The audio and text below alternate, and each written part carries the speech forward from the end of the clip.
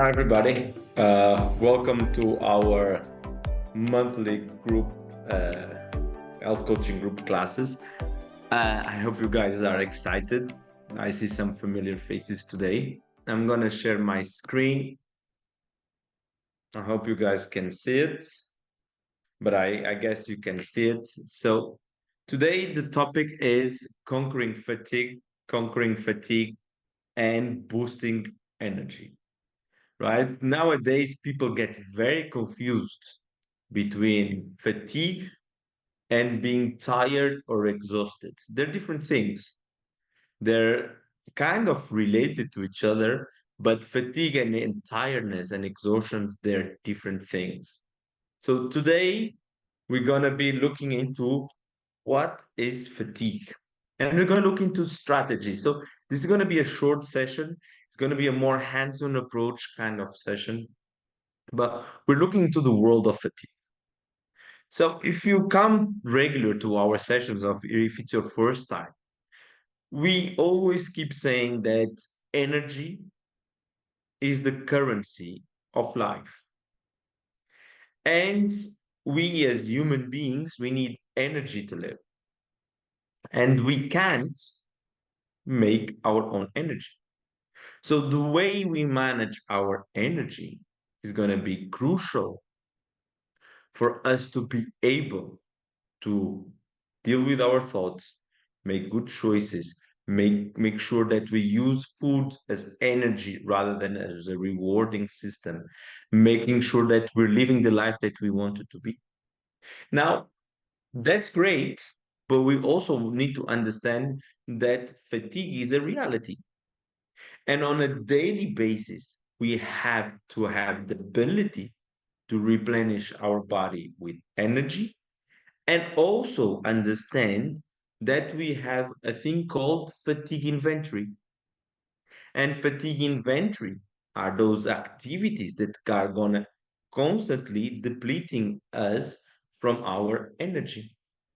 And the ability for us to manage our energy inventory and our fatigue inventory will determine our ability to manage our life. Most of the times, when we're deprived of energy, our food choices become worse.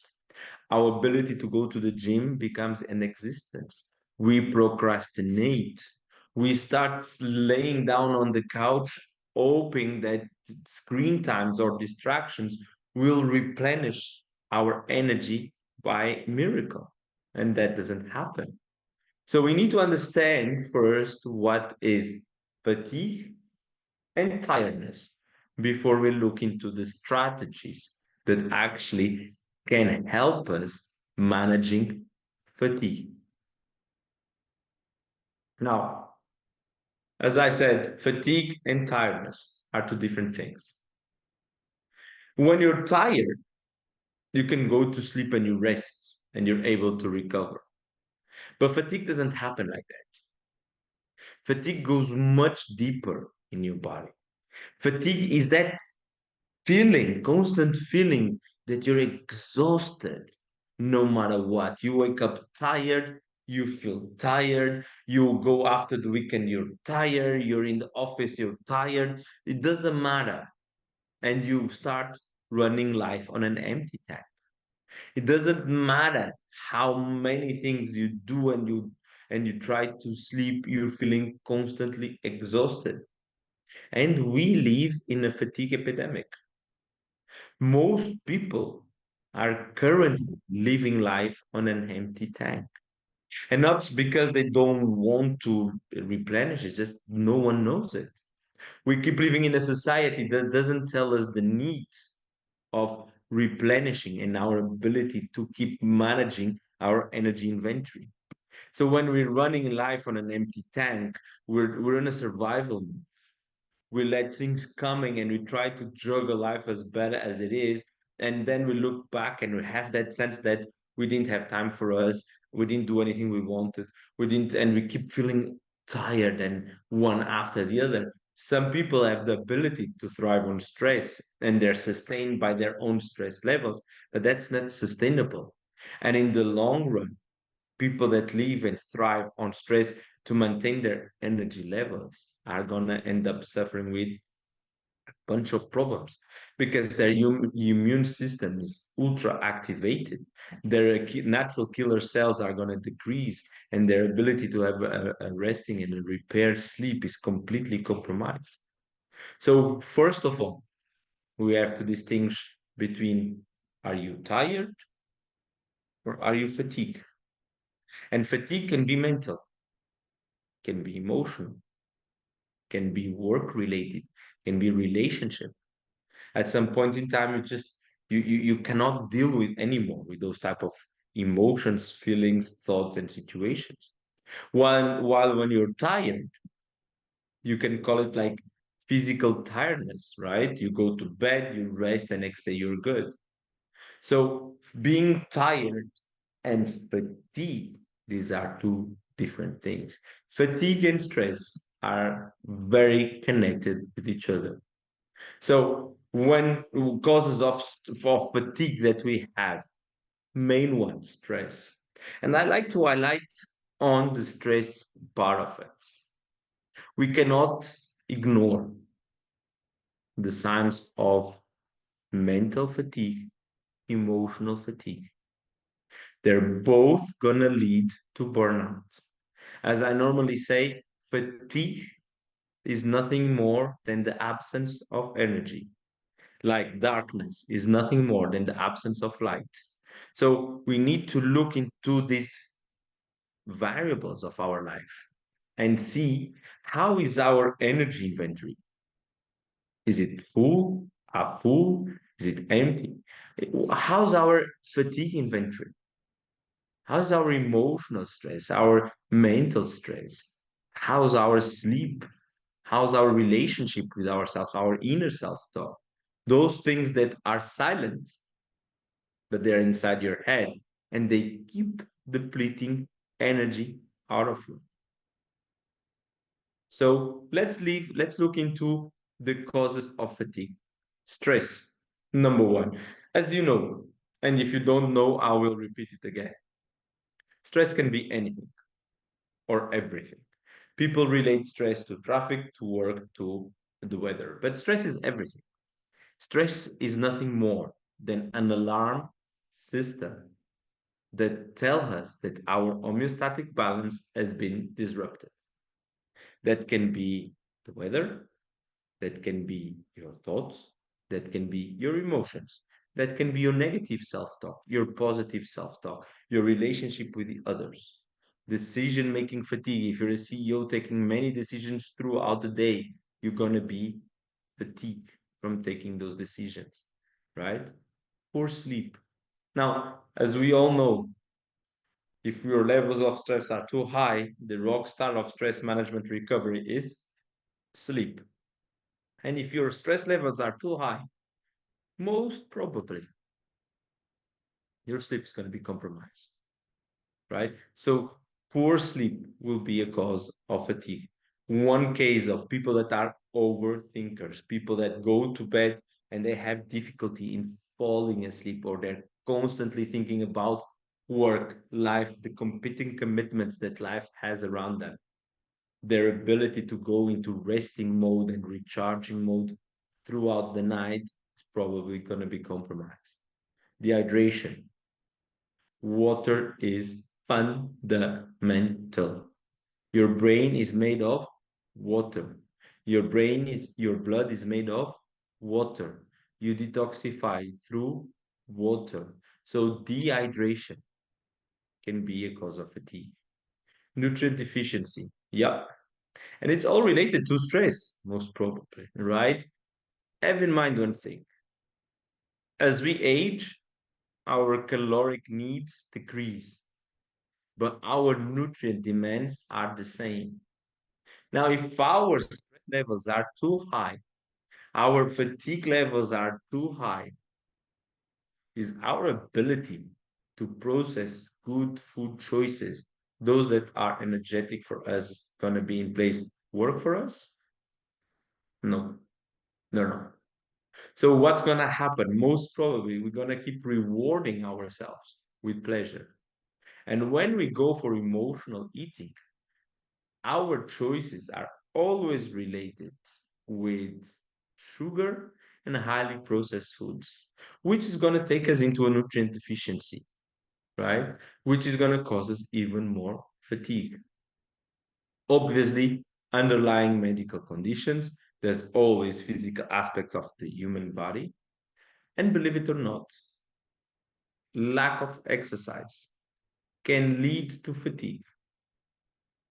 Now, over exercise leads you to tiredness, never to fatigue. But lack of exercise can lead you to fatigue. It's funny to see how they might feel the same, but they are completely different. So again, stress, insufficient sleep, dehydrations, deficiency in essential vitamins and nutrients, underlying medical conditions, and poor nutrition are the most common causes of fatigue. The main ones are stress and insufficient sleep. Have in mind that when we talk about stress, the most important ones are the mental and the emotional ones. And we keep ignoring the signs of the body.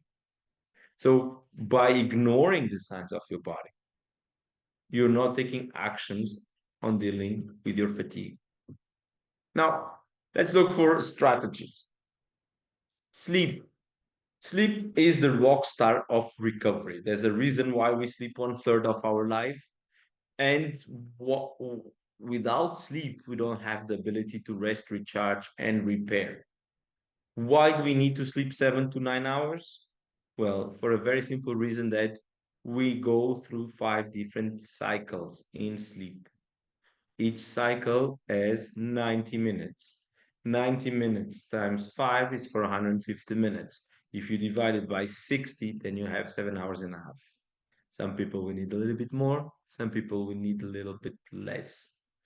We have 4 rapid eye movements stages and 1 non-rapid eye movement stage. The last one is where we dream, where we build memories, where we learn, where we learn new languages, and so on and so on. If you shorten your sleep, you're actually reducing your ability to learn because the last stage only happens after the other 4. So people that say that I sleep 5 and 6 hours and I'm okay, in reality, they're not. They might be for time being, but on the long run, they're gonna suffer. So sleep also reduces your stress hormones, cortisol, adrenaline, and epinephrine, right? And that make us go into rest and digest mode. So if you do not have a proper sleeping routine, if you do not have a proper sleep hygiene, will not work for you in terms of dealing with fatigue. Sometimes, if your fatigue levels are too high, sleep might not be the solution. Again, sleep with sleeping pills is not the same thing as natural sleep. So we have to take in consideration that people that get into sleep mode by taking sleeping pills, yes, you getting knocking out the prefrontal cortex of the brain, but you're not getting the rest, recharge, and repair that the body needs to. What is important about sleep? Consistent sleep schedule. Our body works by routines. As more as we have a consistent sleeping time, as better the body works. So the body gets work to the timings. The body works with cues. And if you go to bed at same time and you fall asleep immediately and you wake up at same time, even before the alarm ringing, that's a good sign of sleeping health.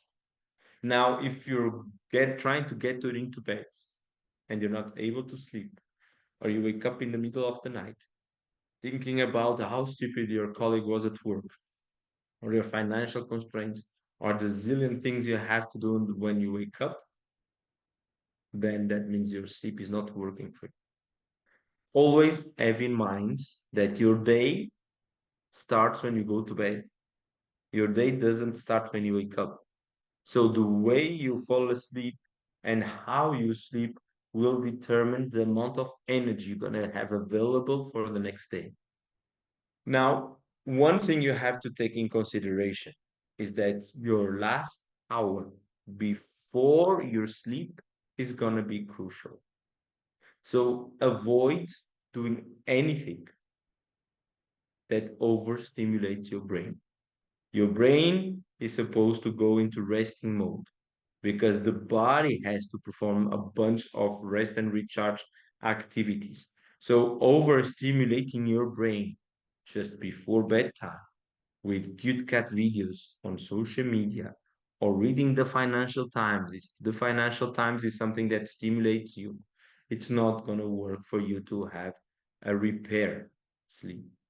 So avoid anything and everything that's going to overstimulate your brain. Your brain had time to work during the day. It's time to get into resting mode and get the housekeeping of the brain. Have in mind that your sleep gets compromised with the room temperature. Your body, to produce melatonin, needs to reduce the body temperature. So if the room is too hot, the ability of your body to produce melatonin is going to be reduced.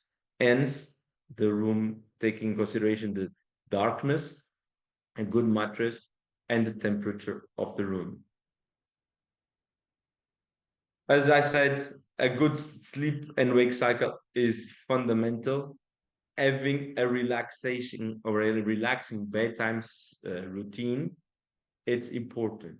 Now you might ask, oh, if I can't watch TV, or what shall I do before bedtime? Well, you can watch TV, but if TV is gonna overstimulate you, and if you're one of those individuals that, oh, you get excited by seeing an episode of a series and you want to continue seeing another episode, then TV is not the right solution for you. But if you're an individual like me, that when I sit in front of the TV, my body already knows that it's time to wind down and fall asleep, then for me, it doesn't matter watching TV. You always need to look into how your body reacts to certain stimulus, right? Rather than one size fits all. For me, TV puts me to sleep, but if you're someone that likes to watch series, have in mind that might not be the best solution for you. Again, if you go to bed and you're trying to fall asleep for more than 20 minutes, have in mind that sleep doesn't happen as much as we put effort on it. Sleep is a natural process. So if you're in bed for more than 20 minutes and you can't fall asleep, leave the bed. Leave the bed, do something that relaxes you, stretch, play calming music, make a tea, think about journaling, but do not stay in bed. Why? Because if you're already fatigued and your thoughts start popping in your head, telling you, damn it, I have to be in bed and I have to sleep, and tomorrow is such an important day and I have that meeting.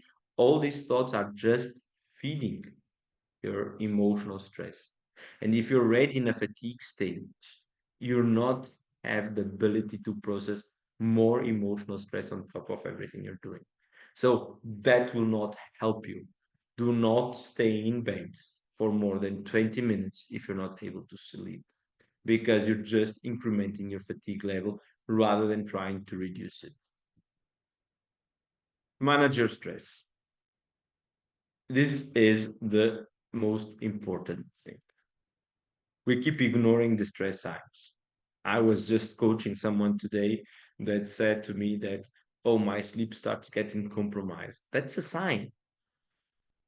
If you're not able to fall asleep normally, if you're not able to have a resting or repair sleep, if you're starting to look for food as a compensatory escape road or an alcohol or anything else, that's a sign that your body is telling you that your stress levels are too high. Stress is fantastic. People demonize stress. We live in a society that tends to demonize things just to justify our and our lack of ability to take responsibilities and accountability for our own actions. So we blame the others for the results of our life, when in reality, we are the ones to be blamed and responsible for. The body gives signs on a daily basis. Your body talks to you daily. And what do? We keep ignoring them. We keep ignoring the signs when we look for food, when we eat too much, when we drink too much, when we take drugs or other situations to work as a compensatory escape route. So we have to look to the signs that the body is telling us. And why? Because stress, when properly managed, can take us very far. That's the reason why we evolve so much. But when poorly managed, the only thing that's going to happen is deplete us from our energy. And that can be the major cause of fatigue. And again, emotional and mental fatigues are a reality. They live inside your head. We tend to ignore them because we think there's no impact on that. But the reality is that if you don't take action on that, they just keep taking energy out. We also need to look into our stress triggers and our coping mechanisms. As I said, traffic, lights, sensorials, even the way we speak and answer and our partners talk to us can trigger stress on us.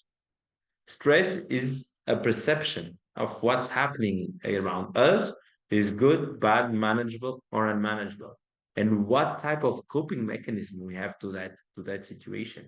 Now, bad coping mechanisms or non-adaptive coping mechanisms, screen time, drugs, alcohol, food, even over exercising, they will never work as a recovery strategy.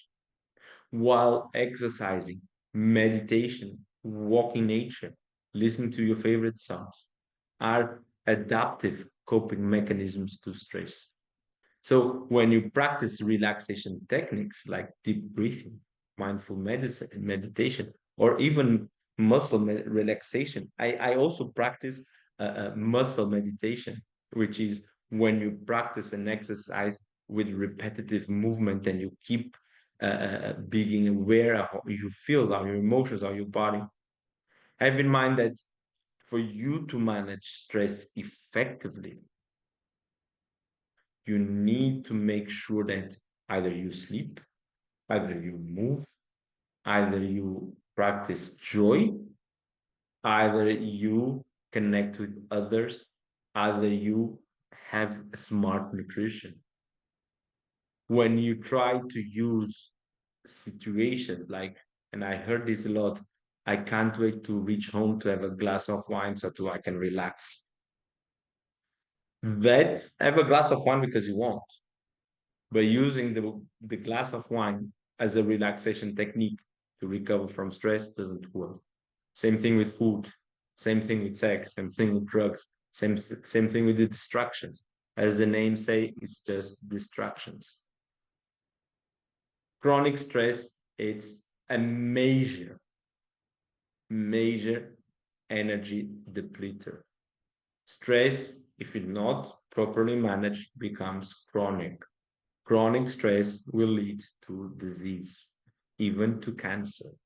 Our ability, our natural killer cells decrease because our immune system is hyperactivated constantly.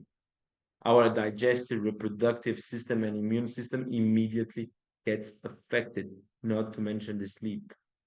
Moving your body is a great stress reliever. I hear so many people saying, "Oh, I'm so tired.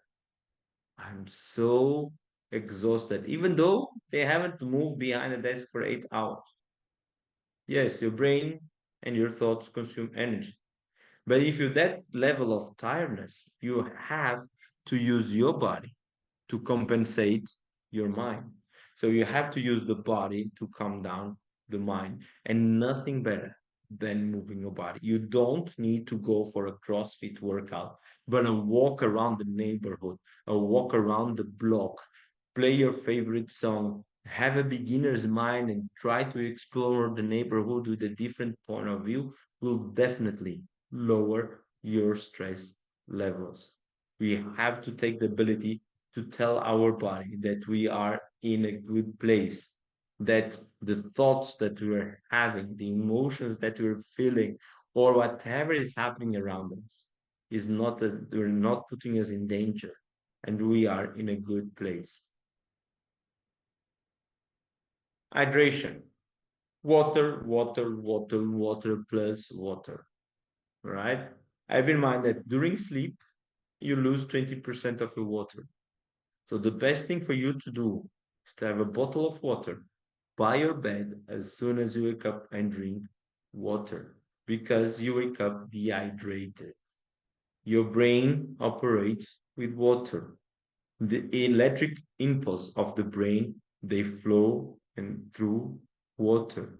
So as more water as you drink, as less probably fatigue you're gonna have, right? Do not forget your blood runs on water, your brain runs on water, you detoxify through water. Lack of water makes you cravings, make you more tired.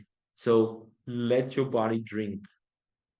If you don't like to drink water, it can happen that some people do not like to drink water. Look to water-rich fruits and vegetables. Watermelon, cucumber, celery. These are great options. If not, hydration is key for our life. We can go for days without eating, but we can't go for days without drinking and properly function. Nutrition. Now, if you remember what I said in the beginning, you can't make your energy, and we need energy to live. So, where does our energy comes from? From food. Food, and the reason we eat is to provide our body with the nutrients, the raw materials that the body needs to keep us alive. Nutrient deficiency can lead to fatigue. I don't know how many times you've experienced this, but I do. I'm a hardcore trainer. And sometimes I feel very tired for not eating properly. I know for a fact that if my nutrition changes or my workout intensity goes higher, my performance is not the same. So if you want to lower your fatigue level, go for natural foods. Focus on all unprocessed foods. As I normally say, the best foods are those who do not have a label. Those are the ones that comes from nature. Look for complex carbohydrates. Again, we're not demonizing foods. I have nothing against simple carbs. I have nothing against sugar. I just have a problem on the way we use those as a nutrition point of view. So complex carbs are a great source of energy. There's a reason why they're a macronutrient. So do not cut them out of your diet. Choose lean proteins.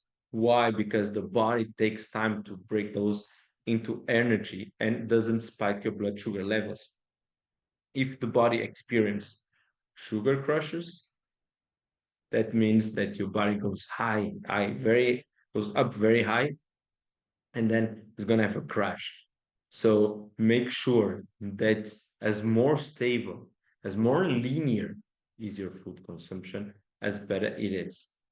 And don't skip meals. Eat regular meals and snacks to maintain your blood sugar levels. Physical activity. As I mentioned before, physical activity is the best weapon you have for fatigue and to recover your energy levels. Plus, if you associated physical activity with fun and music, you're boosting your dopamine levels to a different level. Choose activities that you enjoy. Don't go for an activity that you feel like you're suffering, right? If you do not have fun while you're moving your body, don't do it. Choose something else. Don't go to the gym because you're forced to go to the gym so that you have to be good. No, choose an activity that you enjoy. Have fun doing that. Get excited for going to the gym.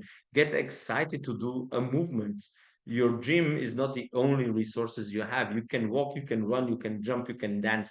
There's a bunch of activities you can do. And plus, while you're having fun, you're also increasing your dopamine levels, which reduces your fatigue. Always move your body daily. You don't need to work out for an hour. Most people say, I don't have time. It's fine. Split it in 10 minutes a day. Every 10 minutes, you work out your body. The purpose of moving your body is not to look good. No. The purpose of moving your body is to manage your stress levels, is to lower your anxiety, is to lower your stress hormones. And you can do it in bursts of 10 minutes, split it around the day. If 10 minutes is too much, divide it in blocks of five. But do not neglect the power of physical activity just because you don't have time or work is too much or life is the way it is. You do not understand how much moving your body can do for you. And if you're in a traveling and if you're a business is a business individual and you're around the world, use the airports. Airports are a great place to work out. You don't work out with dumbbells, you don't work out with weights, but you work out with your body. Walk, use the stairs, go back and forth. Do not stay set. Your body was made to move, not to be behind the desk. So if you want to make sure that your fatigue levels are managed and are in a better way, move, dance, jump, play with your kids, go for a walk. The easiest thing that doesn't require much effort is a walk.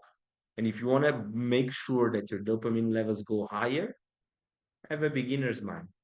A beginner's mind is just going around the neighborhood, the same neighborhood you have been living for the last 20 years, but trying to find something new, something unique, something different that you have never seen before.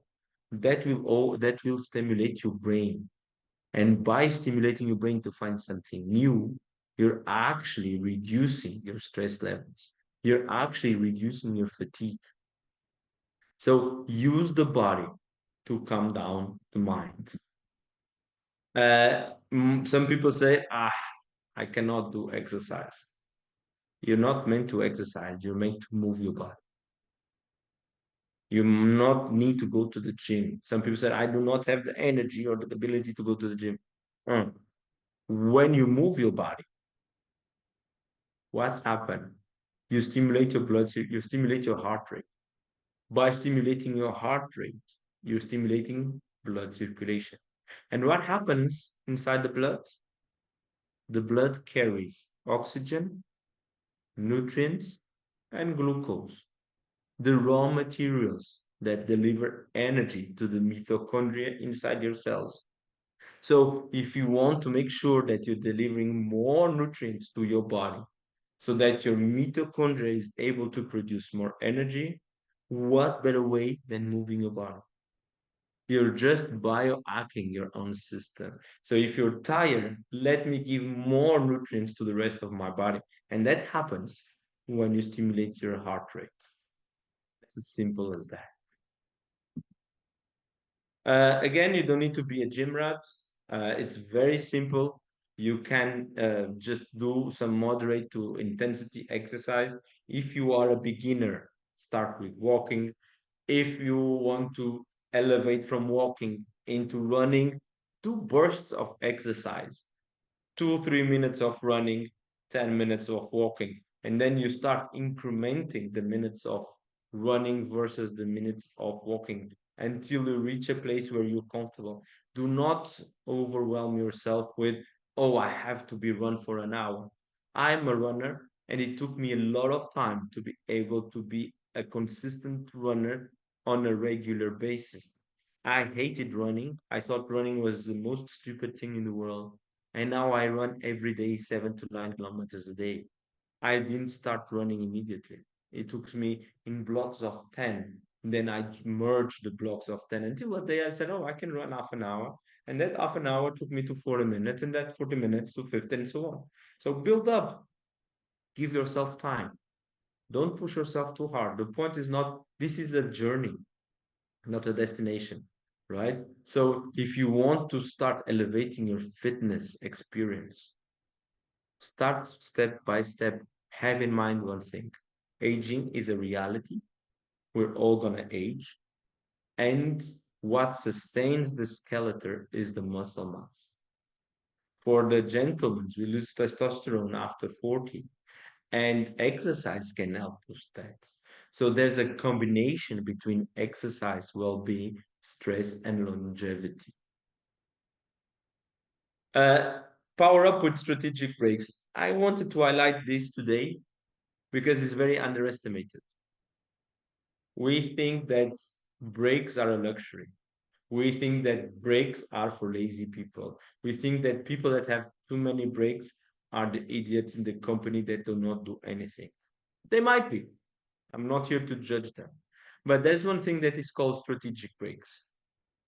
And what are strategic breaks? Strategic breaks are breaks that we make strategically during the day to make sure that our stress levels goes down and our energy levels goes up.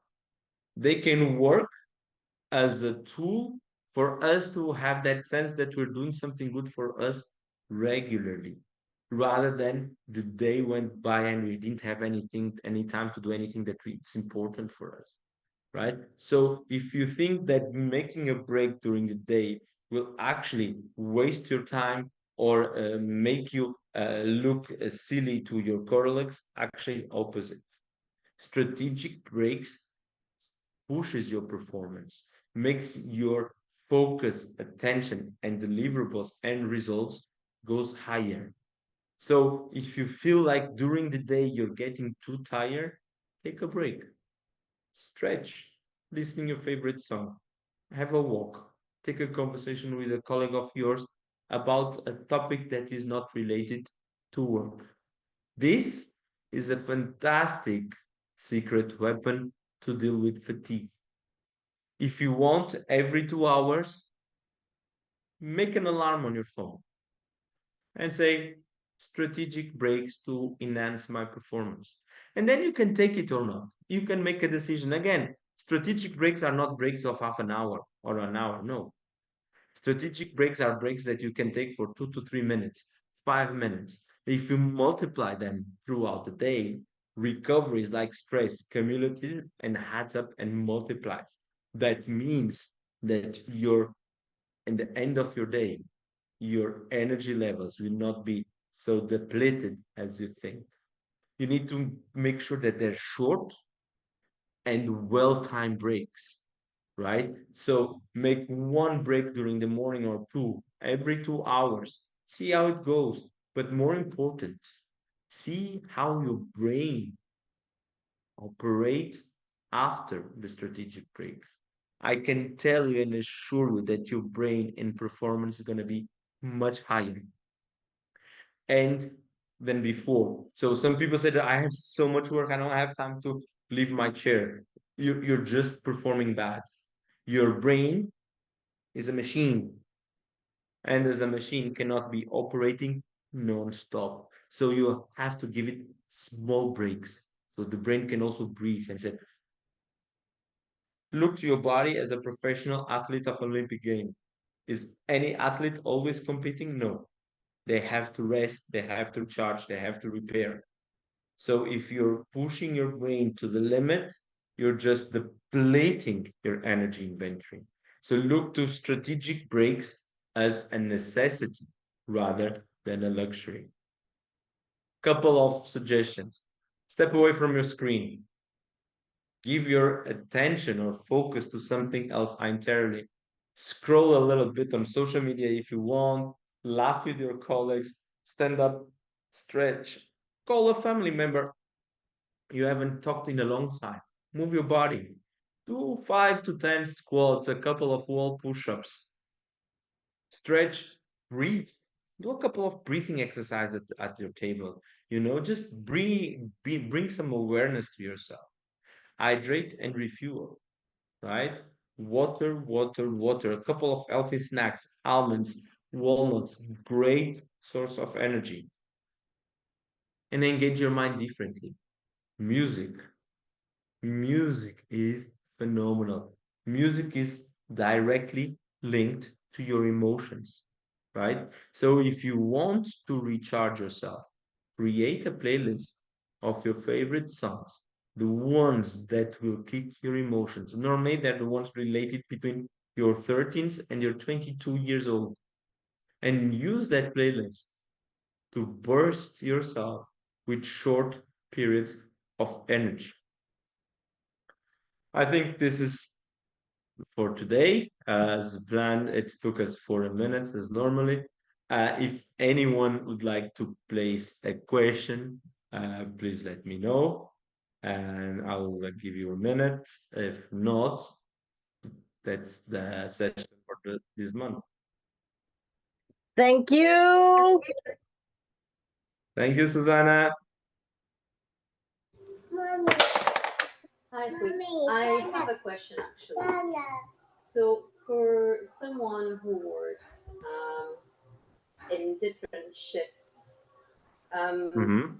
what would you say would be a good strategy to have a routine of sleep? Because obviously, having to go to bed at different times and different days, Yeah, um, that's how a can it? that's a very good question. So people that work in shifts, they struggle with their sleep and wake cycle because they go against the norm, right? So most people that come and roam at 4 in the morning or start working late in the night, the thing they need to make sure is that they cannot go to bed immediately or after, right? Why? Because they have to recharge the body a little bit so that they create the time. The strategic breaks are a great solution in those cases. The nutrition is very important. Rather than going for sugary drinks to sustain or coffee to sustain the adrenal glands, right? The strategic brains breaks that are in night shifts are a powerful tool. Squatting, lunges, and even walking during their breaks. These are great strategies because if you're working in a night shift and you're staying sit behind the desk, you're limiting yourself to energy, right? Because your body and the blood is not circulating. So that's one. Your sleep is compromised. So how can you work with your sleep? Well, with stretches and understand exposing yourself to the direct sunlight. You need to adapt. Also, recognizing your circadian rhythm might help you. If you're a late owl and your circadian rhythm is much more prone to have a night shift. But if you're a morning person, you're most probably gonna struggle. So most probably, I would recommend to those people to either change to a morning shift because it's more adapted to their energy levels than if they're a morning person with a late shift at night, right? Shifts are a tough one. And we have to take in consideration that your ability to re energize is not the same as the others. So you have to look into these variables that you can put in place while at work, and also at the same time that your repair and your sleep gives you the most benefit out of. Thank you so much, and love watching your webinars. I always try to join every time I can, so thanks so much. Thanks. All right, everybody. If there's no more questions, have a great night and see you next month. Bye.